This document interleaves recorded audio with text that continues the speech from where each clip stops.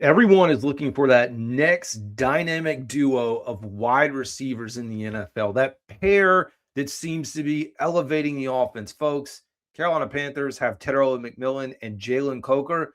Those two guys are the next big thing. Let's talk about it. One was a top 10 pick, a blue chip phenom from Arizona, and the other guy, an undrafted free agent from an FCS school who just outproduced many first rounders. Today, we're diving into the data and talking about why these two guys are set to become the most feared 1-2 punch in the league. Let's get into it. Let's start with the cornerstone, Tetairoa McMillan, also known as T-Mac, 6'5", 6'4", 200 plus pounds.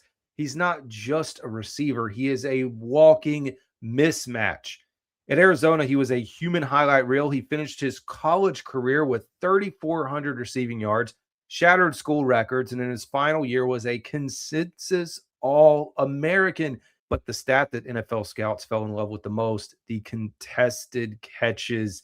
Going back to the days of PFF, he was one of the best receivers in the nation during his time in college with contested catches.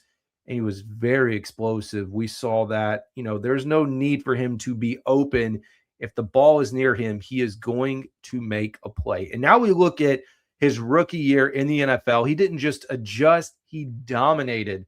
He's the favorite to win Offensive Rookie of the Year, over 70 catches, over 1,000 yards, new Panthers rookie receiving mark, 7 touchdowns, and he's already Bryce Young's security blanket. Ranks 11th in the entire league in targets. He's the prototypical X receiver who can win at all 3 levels.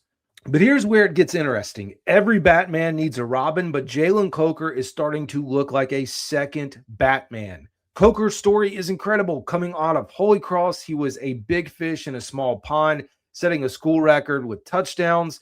But despite the production and a massive vertical at the combine, he went undrafted. And thankfully, he went undrafted. Carolina Panthers had interest. His dad was a Carolina Panthers fan.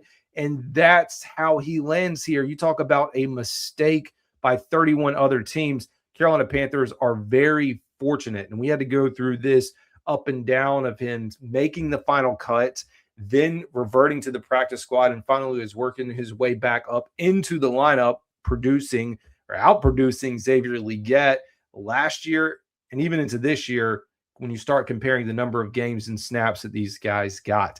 But in 2025, Coker emerged as the clear-cut number 2 target. While McMillan draws the double teams, he's going to get a lot of the coverage. Coker is obliterating it. Down the stretch, he was elite, scoring 4 touchdowns in the final 6 games. And in the wild card game against the Rams, 9 catches for 134 yards. And the data backs up the hype. Coker ranks in the 93rd percentile for target premium, meaning Bryce Young's passer rating skyrockets when he throws to Coker compared to anyone else. His EPA, that of Jaylen Coker, is ridiculous, and he has the route running of a veteran and that above the rim athleticism that makes this duo impossible to defend in the red zone.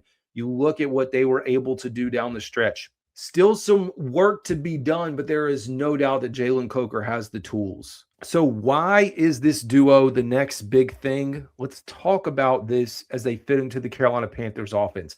Most teams have one big guy and one speed guy. The Panthers have 2 receivers that are 6'3" monsters, and hopefully Xavier Legette, who's not part of this conversation, but he comes along, and he is in that mix as well, and both of them can jump out of the stadium.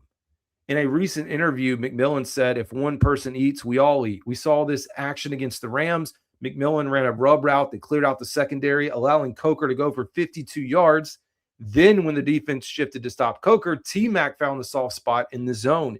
They're effectively these large skyscrapers for the modern era of NFL football. You can't bracket both of them, and you certainly can't press them without getting bullied at the line of scrimmage, unless you're the Bucs and you get a penalty called for that.